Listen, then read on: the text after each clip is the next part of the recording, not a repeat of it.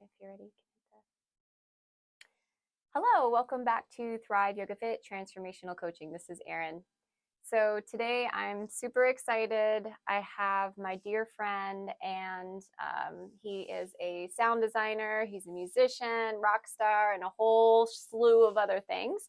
I have Sullivan in the studio today. Hello. Hello, good to see you. Yeah, good to And see it's you. sunny downtown Bradenton. Is that where we are, right? Kentucky, that's right. Yeah, Yeah. yeah. Yep, very Yeah. nice, very nice. Yeah, so I'm really excited to have you in the studio because you've had a huge impact on my life, and in addition to musical coaching, we've jammed together a bit, and I've read your book, which was awesome. I'm like, man, where's the talent end with this guy? Like, it's not fair for the rest of us.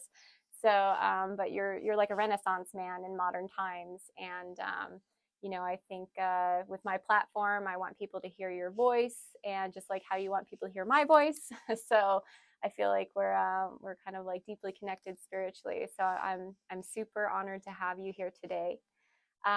So for those people who don't know who Sully is, I wanted to start off with maybe if you can give a little kind of introduction, just a brief bio, so that our listeners can just know who you are. Where'd you come from? What are you doing in Sarasota, All right, all good questions. Bradenton? Well, thank you for inviting me, and we always have great conversations. So I love that you said, by the way, I have a platform that we could have these conversations on. I was like, oh, fantastic! Because sometimes I feel like they go into the ether. So it's Yeah, nice that maybe we can get it for prosperity. So thank you, I appreciate it. my honor. Well, there's always a duality in this question, right? There's always the two of us of there's always a duality of us as humans, right? We're the human beings. So who am I as the human, and the being are probably two different things. So might as well get right into the esoteric of it.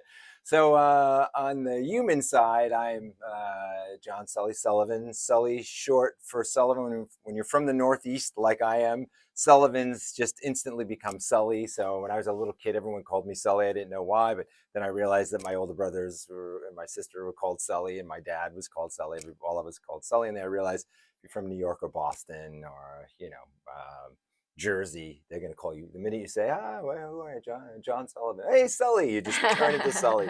So I don't know if most of Midwesterners or West Coasters maybe don't realize that. But it's interesting how it's kind of become a more popular name. It's like starting to be used a lot in movies.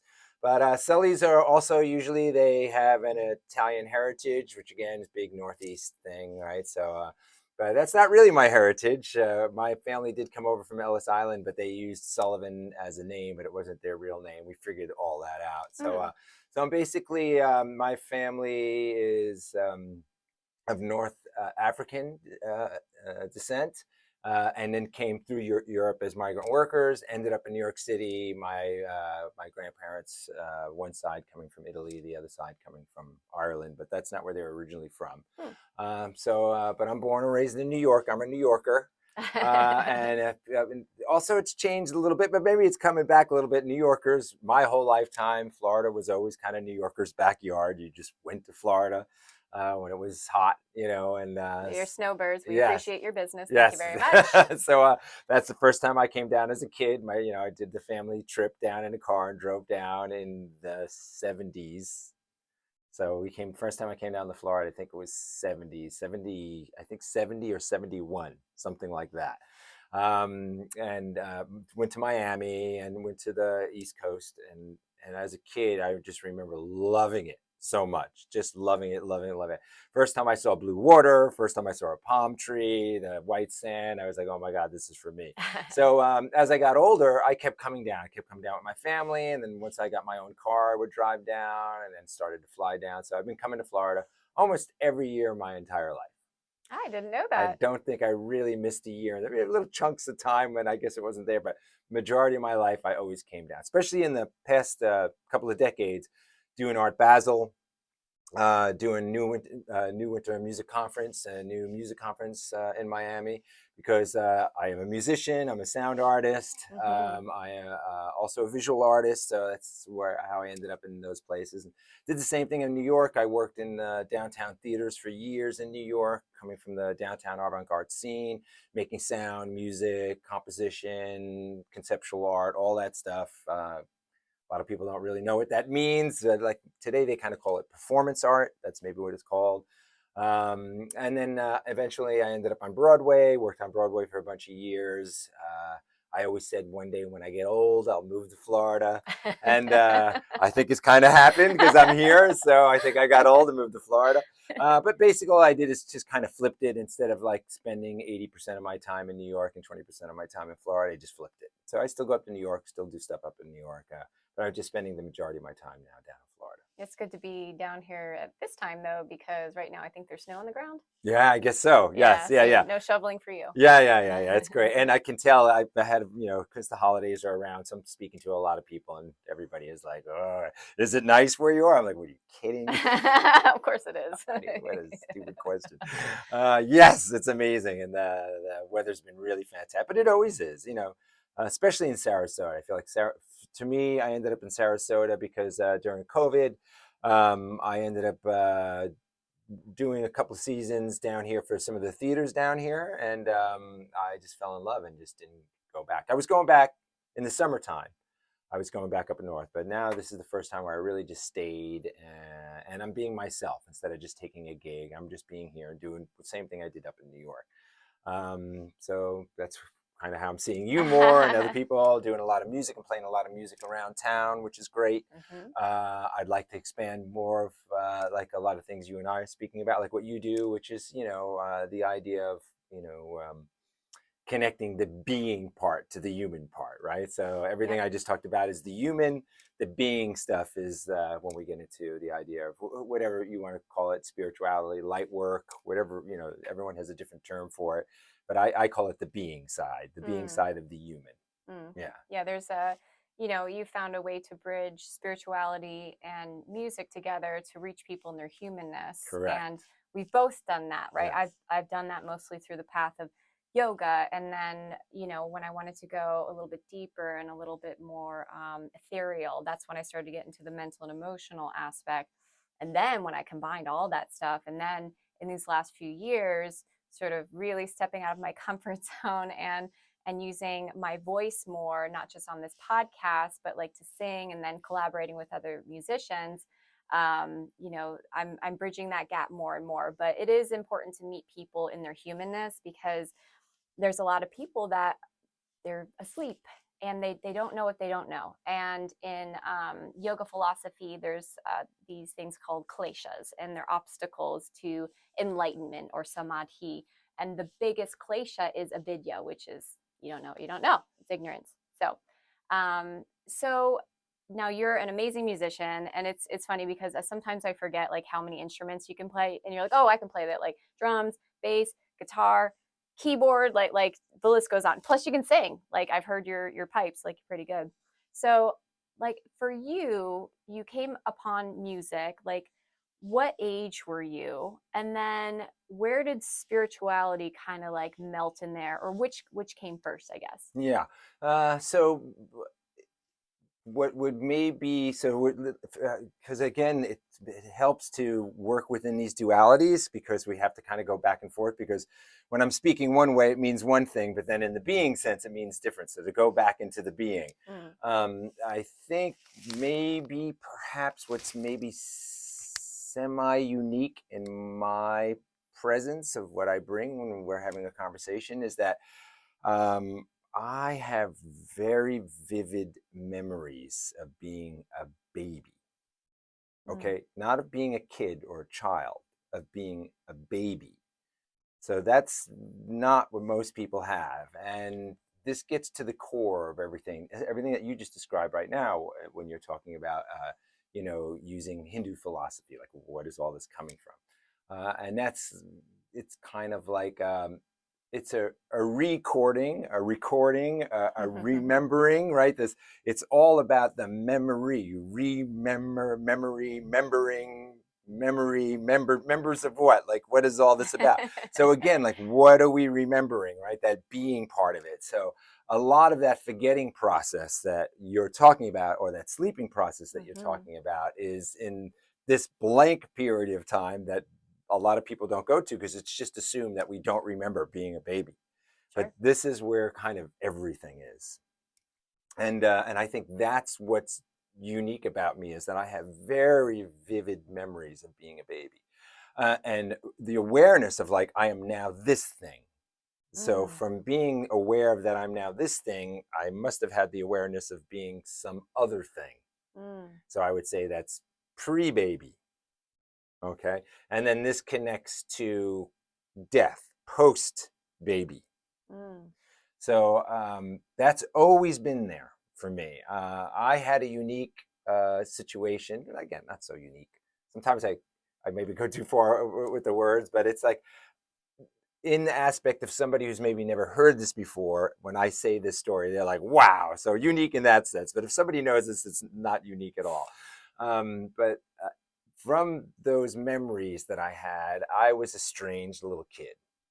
I said weird things, predicted weird Mm, things, observed strange things that after a while people around me, especially adults kind of took notice. mm, So that stood me out a little bit from the other kids that are around. Some kids noticed that I was a little bit different. I ended up really being with the adults a lot. I was able mm. to hang with the adults a lot. So I had adult conversations very early, and maybe some of the things I said, I noticed when I said it to adults, like talking about breathing and posture as a little kid, and saying this to an adult, they'd be like, "What?" Where'd you come from? And because of the time when it was, which is the late '60s, early '70s, this culture in this country was going through kind of a rebirth, almost like an Eastern rebirth that was going on. And I Right. had older brothers and sisters who were kind of like hippie radicals, and they picked up on it. They were like, "This is not your typical kid. There's something Hmm. there." And because they were reading all this stuff that you and I are kind of versed in now, they were getting into it then, meditation and consciousness, mind consciousness. They were dabbling with shaman tools and all these things like the 60s were. So Hmm. something, whatever they were going through, they were feeding back into me, as I was this open kind of palette that they could go into. And especially my oldest brother, he really went out of his way and say, "Look, there's something going on with you. Don't lose it, because you're going to become an adult and lose it." So I had support. I had support that was there. My dad was the opposite. I freaked my dad out. So there was this little war between my older brother and my dad. Though I got tons of stuff from my dad taught me a lot about conservatism and how you need conservatism too. And from my older brother, I got this extreme progressiveness. Mm. So kind of there's the duality I was again. going to say Yeah, the duality, because you need to have both to be able to be in the world, because we have this body, we have this vessel, we feel the vibration through. This is our temple, but you need to be able to function in the world. You need to be able to act like a human at least a little bit, because otherwise you won't you're not relatable. You won't be able to reach people necessarily. So it's interesting that even from the beginning of your journey, that you had this sort of duality that sort of made you who you are. correct. So Yeah. that's why I wanted to go way back then, because that Way it's back. really right there at the source. And here's a word that I really rely on. I try to use it before anything I say, anything I think, any action I take, any breath I inhale and exhale. I try to continually meditate on source, Mm, because I'm not the source. I am the vessel of the source. mm, So mm, that's the human, right? And the being is the source. mm. So everything is always coming through there. And there's the challenge. Like, when I disconnect from source, I'm just like everybody else. I'm just as disconnected and as asleep and as oblivious as everybody else, right? So, but the key is that when that's happening, I just know to replug back into the source. That's good. That's like meditation. That is like all of the yoga books combined. That is, the first three Yoga Sutras are Ati Yoga Nushasanam, Yoga Chitta Vritti, Nirodha Taratrashti Swarupa Vastanam, talking about, like, for those of us who are not connected, because yoga is union, to huge together. And then it's like, all right, well, you got to connect consciousness, and where's the, the prime areas, like connecting in the heart. And then when you do that, you're going to remember, come back to resource, your true nature. So yeah, it all, you and I love to like, and we're doing this, we're kind of threading everything into the tapestry of spirituality and connection of everything. So Right. yes, Yes. it checks out. Your Yes. story checks Exactly. out. And that's because we're really, at the end of the day, we're stars, right? And what are stars? Stars are explosions, right? From a finite small point into everything. So that's what's happened. That was the big change. That's the source isn't a thing.